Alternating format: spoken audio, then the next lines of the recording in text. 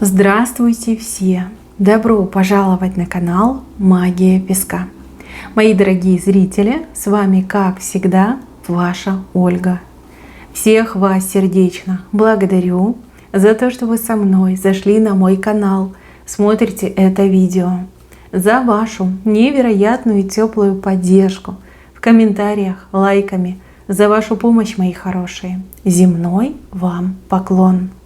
Сегодня у нас будет отсыпочка на такую тему. Что происходит на самом деле происходит вокруг вас?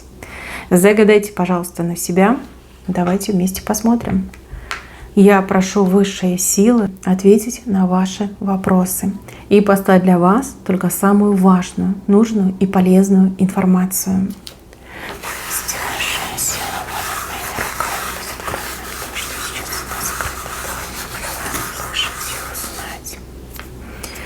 Так, что происходит вокруг вас? Что точно происходит вокруг вас? Так, мои хорошие, ну давайте начнем по порядку. Смотрите на этого вот мужчину на бравом коне, который движется в вашу сторону, через тройку идет. Здесь явно какому-то мужчине вы очень сильно нравитесь.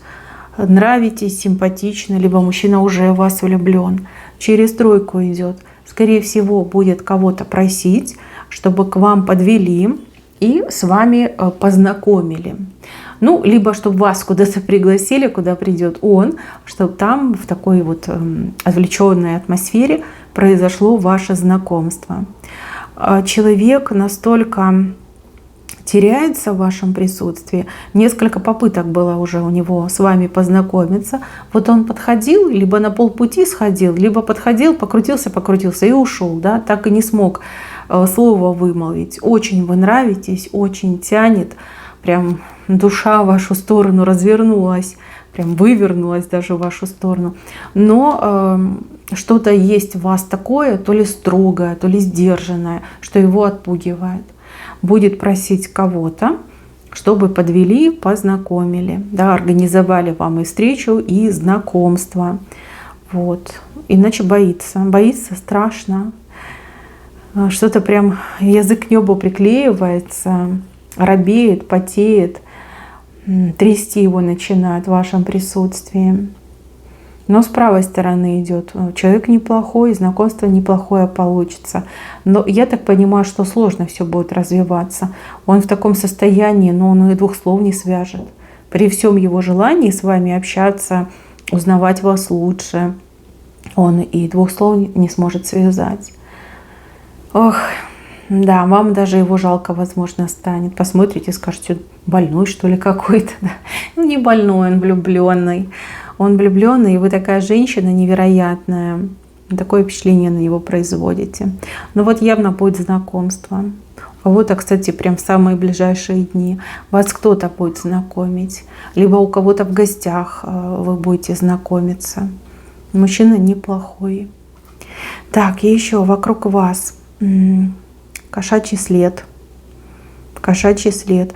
Здесь явно кто-то вами пользуется. Хитро, так знаете, продуманно вами пользуется. Человек экономит так свои ресурсы. Человек таким путем себя, ну, то, что не нравится, либо то, что тяжело, скидывает в вашу сторону. А вы рады ей помочь. Ну, вы такая безотказная. Вас что не попроси, вы все сделаете. Но вот такой вы уникальный человечек. Очень добрый. И опять же, у вас никогда нет дурных мыслей о людях. Никогда. И даже до последнего вы готовы и принимать, и прощать. Чтобы вас разозлить, я не знаю, что тут надо сделать. Ну, вами пользуется кошачий след. Ну, судя по энергетике, это женщина. Женщина, которая вами пользуется. Абьюз. Абьюз со стороны женщины происходит. Вам, конечно, не напряжно, но, опять же, вы могли бы энергию, либо усилия приложить для себя, для чего-то важного, полезного для вас, либо для ваших близких. А так вы на чужую женщину тратитесь. Ну зачем это? Это некрасиво, это неправильно. А она, видно, такая есть, знаете, приспособленка. Она и вами попользовалась, и кем-то попользовалась. И вот за чужой счет, чужими руками она и, как говорится, в рай попадает. Да? Все у нее хорошо. Вот у вас мало, и вы не жалуетесь, а у нее много, и она постоянно жалуется еще и на других, перекидывает свои дела, задачи, свою работу. Может, кстати, и на работе у вас такая коллега есть, да, которая вас все время просит: то подмени, то за меня сделай, то еще что-то сделай. Ну вот прям предупреждают вас, что ничего хорошего из этого не будет. Сейчас вы это делаете по просьбе, а в следующий раз она, например, как в обяз вам поставит, что ты что, не сделала? Ты должна, да, ты должна была это сделать. Но вплоть до такого может дойти. Но эта женщина, она еще та провокаторша. Поэтому, во-первых, сделайте правильные выводы, а во-вторых, больше думайте о себе, о своих близких, чем о каких-то чужих женщинах, ленивых женщинах. Крыша прохудилась. Крыша. Но у одних отыграется, что кто-то лезет в вашу семейную жизнь, а у других отыграется, что в прямом смысле слова крыша прохудилась, а вы этого не замечаете. Надо что-то предпринимать. Надо залатать эту дырку в крыше, ну, если она и есть, да, полезть, проверить, либо вызвать специально обученного человека, который этим занимается. Ну, а если это кто-то конкретный лезет в вашу семейную жизнь, причем дает советы, там, подсказки, когда не просишь, надо это все убирать. Да, человеку так и сказать, что не лезь, мы сами разберемся. Нечего тут нам подсказывать. Как-то без тебя жили и дальше проживем. Потому что этот человек реально влияет и может очень много неприятностей создать и вам, и вашим близким. Вот такими своими, в кавычках, добрыми советами. Да, лезет, кто-то лезет. С левой стороны. С левой стороны мужчину показывают. Мужчину, которому о вас очень плохое говорят. Мужчина, как птица, хотел лететь в вашу сторону, но теперь как черепаха ползет, потому что ему что-то плохое о вас говорят. Там говорят, что вы неверная, говорят, что вы плохая, говорят, что вы там, может быть, что-то прям запрещенное делаете. Вот. И он верит, как ни странно, он верит. Может быть, даже ему какие-то факты, доказательства приводят. Может быть, даже сфабрикованные. Вы же знаете, что в наше время что угодно можно сделать. Можно и там любые фотошопы применить, да, для того, чтобы фотографию сделать. Также есть программы, которые имитируют голос человека. Да, можно подобрать такой голос. Да, страшные вещи творятся. Вот, возможно, такое показывают и делают. И мужчина верит. И вместо того, чтобы лететь к вам, как черепаха ползет. А вы ждете, а вы переживаете. А он специально, да, медлит, потому что ему дурное про вас наговорили. Дурное, да. У кого-то так и отыграется. Девчонки, если долго не едет, если долго как-то не проявляется, либо ведет себя странно, не стесняйтесь, спросите, в чем проблема. В чем проблема? Да, почему ты не едешь? Почему ты так долго собираешься? Там есть причина, мужчина вам скажет. Может, не скажет с первого раза, но со второго точно скажет. И вы узнаете правду, и у вас появится возможность доказать ему, что это не так, что его обманули. Бывают такие лжецы, которые так профессионально обманывают, что любой честный человек поверит. Вот мне кажется, что вы стали жертвой вот такого коварного обмана. Обманывают и мужчину, и, соответственно, и вас обманывают. Надо с этим разбираться. Не вот это гордо ходить, что он не едет, значит, и я ничего делать не буду. Нет, надо разобраться, почему он не едет. Там причина есть. Там оговор именно в вашу сторону идет. Бывает, девочки, все бывает. Так, дальше. Здесь кенгуру. Ну, я так понимаю, что вас показывают. Вы меня извините. Это не какой-то стёб, это, я так понимаю, констатация факта. Возможно, вы себя действительно ведете как кенгуру. То есть такая заботливая мама. Ребенка вот сумку себе посадила, все, при мне я спокойна. А то, что ребенок уже вырос, то, что ребенку тоже нужна свобода, тоже нужно свои шишки набить, чтобы опыт получить, вы об этом забываете. Ну, бывают такие беспокойные мамочки, да, которые ребеночка своего прямо от всего на свете берегут, да, застраховать хотят. Но это же не жизнь, мои хорошие. Жизнь в сумке — это не жизнь. Да, жизнь в теплице — это тоже не жизнь. Ваши дети — это продолжение вас. И от вас они взяли самое лучшее. Вы хорошая, прекрасная мама. Вы замечательно воспитали детей. Вот такая гиперопека над вашими детьми, она приведет только лишь к нежелательным последствиям, не очень благоприятным последствиям.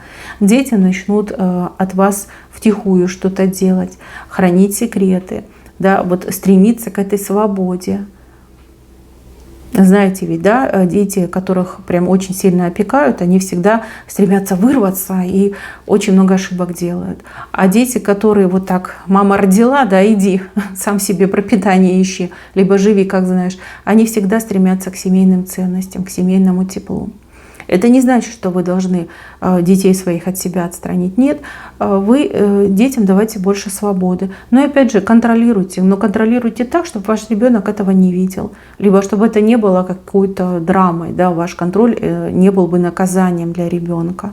Ваши дети от вас взяли лучшее. И пусть вы сейчас этого не видите, но это 100% проявится. Это уже есть. Просто еще вы не дали шанса ребенку это проявить в себе.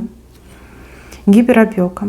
Кстати, еще с левой стороны, возможно, парень, с кем вы общаетесь, встречаетесь, у него тоже такая мама, которая не может его из своей сумки отпустить. Она неплохая женщина, и мужчина неплохой. Но вот просто сложились такие отношения. Она мама кенгуру, да, она постоянно этого сына там берегла. Может быть, она его одна растила, да, в сложные времена жила, может, никто не помогал. И вот она так привыкла, она по-другому не может. Может, она лезет в ваши отношения, всегда там со своими советами, с 5 копейками своими все время лезет. Девочки, не злитесь на нее, не злитесь. Поймите, дурного нет в голове. Это просто такие вот устои, от которых нужно избавляться, но как-то со временем. Да? Сразу вот нельзя отпустить своего ребенка. Попробуйте наладить с ней диалог. Попробуйте, ну не знаю, не так, чтобы она сама напрашивалась. Да? Приглашайте ее периодически. Переучивайте ее. Она переучится. Переучится. Плохого она вам не желает. Она вас не контролирует, она просто очень переживает за своего сына. Тем более я вижу, что он как один у нее.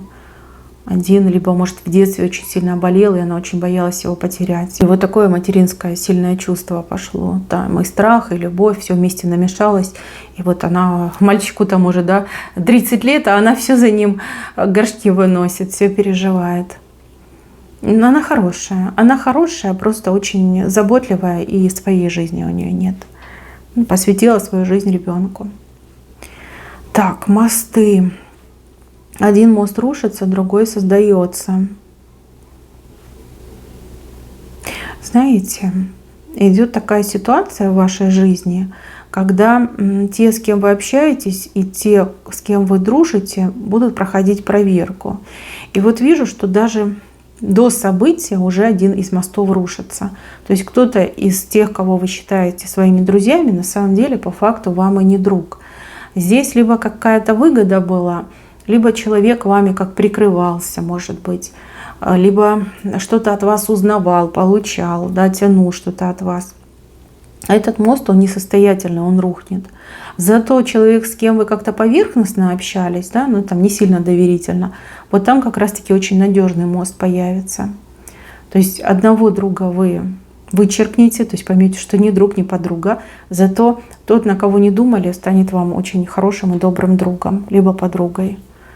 Да, один мост разрушился, другой, ну как построился, да, не создался, построился. Так, еще с левой стороны лев выходит, но лев какой-то прям совсем хиленький, слабенький, кожа до кости. Выдавать желаемое за действительное. Вас кто-то как будто бы как уговаривает, что вот я лев, я сильный, я мощный, там, меня не трожь, там, покусаю, загрызу. А на самом деле человек вообще ни на что не способен. То ли вас запугать пытаются, то ли вас действительно за нос водят. Человек ни в себя ничего не представляет. Ровным счетом ничего. Это, знаете, ноль без палочки. Но при этом самомнение, вот это умение себя подать, раскрутить, да, навязать в какой-то степени. У вас скоро на этого человека действительно глаза откроются. Так и скажете, не лев ты, а дохлая кошка, да. Ничего нет от льва. Только вот как картинка получается, да. Не лев. Этот человек не лев. Ни на что не способен. Ничего нет. Ни силы, ни мужества. Ничего. Ни благородства. Абсолютно лев. Разочарование вас ждет. Телефонная трубка, ключ. А вам кто-то будет звонить скоро. Либо какую-то тайну вам расскажут. Есть люди, которые знают и хотят, и готовы рассказать. Либо по ключу вам что-то будут предлагать в виде там жилья, недвижимость, да? Там, может быть, захотят у вас купить. Вы все разные. Кто-то продает, а кто-то покупает, кто-то снимает, кто-то сдать хочет. Телефон. Скоро с вами свяжутся. Очень хорошее предложение вы получите. Ну, либо действительно очень ценную информацию. Да, раскроют вам тайну, секрет раскроют. Так, в окнах зажигается свет. В окнах. Смотрите, совсем скоро вы поймете, что вам делать. Либо совсем скоро то, что вы ищете, вы найдете. Вот оно уже есть в вашем пространстве. Есть, появилось, прорисовалось. Просто вы еще этого не увидели. Мало того, у кого-то из вас отыграется, что вас как подведут к этим окнам. Либо направление вам подскажут. Причем самый неожиданный человек. Может быть, совершенно незнакомый человек. Вот кто-то вам подскажет. То, что вы ищете, оно уже прям совсем-совсем рядом. Буквально вот не сегодня, завтра найдете. Ну вот то, что вам необходимо. Так, еще мне показывают женщин. Здесь несколько женщин. Они сверху наполовину женщины, а дальше у них змеиные хвосты. Ну вот такие нехорошие женщины, змеюки. Здесь не одна женщина, но они как-то вместе объединяются против вас. Либо они все вами недовольны, либо все готовы вот ужалить, укусить, цапнуть вас. Но вам их бояться не надо. Вас ангелы защищают. И у вас еще есть какая-то сила, которой вы, ну, либо вы о ней не знаете, либо вы ей пользоваться не умеете. Есть у вас сила, есть. А вот эти змеи, ну вот зря они на вас, зря. Здесь, кстати, еще образ, видите, свыше гвоздь, да, вот эти змеиные хвосты идет. Как прибьют эти хвосты. Не смогут они ни пошевелиться, ни до вас достать. Сверху, ну, либо это по Божьей воле, либо это какие-то правила, законы, вышестоящие люди. И так может отыграться. Прибьют хвосты и не смогут до вас дотянуться эти змеи. Вы дальше пойдете, а эти змеи на том же месте и останутся. Мало того, еще там друг друга перегрызут эти змеи. Да, потому что злючие, потому что токсичные, и им всегда нужно кого-то ненавидеть. Сейчас они объединились против вас, но вот этот гвоздь, вот он, видите, скоро вот прям хвосты им забьют, как остановят их, на одной точке остановятся. И когда вы им будете недоступны, потому что вы дальше идете, они друг друга перекусают, перегрызут. Ну, либо какие-то родственники, либо действительно там в бизнесе конкуренты, завистники. Может быть, там на работе у вас коллективчик, все змеи гремучие, соседи, может быть, да, у каждого по-своему отыграется. Но тут свыше идет либо Божье провидение, либо какой-то закон, правило, опять же, вышестоящее руководство.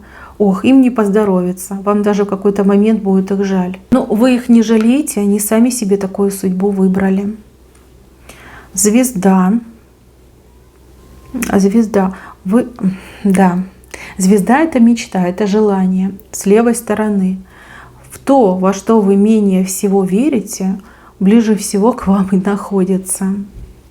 Знаете, вас от вашей мечты отделяет как будто бы несколько шагов, там 2-3 шага, либо 2-3 дня. Но вам что-то мешает рассмотреть вашу мечту, что она прям совсем рядом. Что-то мешает, как повязка на глазах. Либо вас кто-то обманывает, либо вы действительно настолько вот фаталист, человек, который не верит в хорошие вещи. А хорошая, вот она уже рядом, огромная звезда.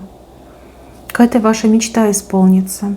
А у кого-то отыграется, что добрые люди, которые вас очень сильно любят, зная о вашей мечте, ну, вот они ее осуществляют, да, вам, как, например, в подарок преподнесут. Вот мы исполнили твою мечту. Вас очень многие любят, особенно вас любят ваши родственники. Может быть, не всегда у вас хорошие взаимоотношения, может быть, вы ругаетесь периодически, но ваши родственники вас очень сильно любят и очень сильно вами дорожат. Несмотря на ссоры, несмотря на всякие там иногда стычки, да, происходят, очень любят. Любят. Кто в семье, в паре, в браке, девочки, ваш муж, он за вами и в огонь и в воду. Вот правду вам говорю.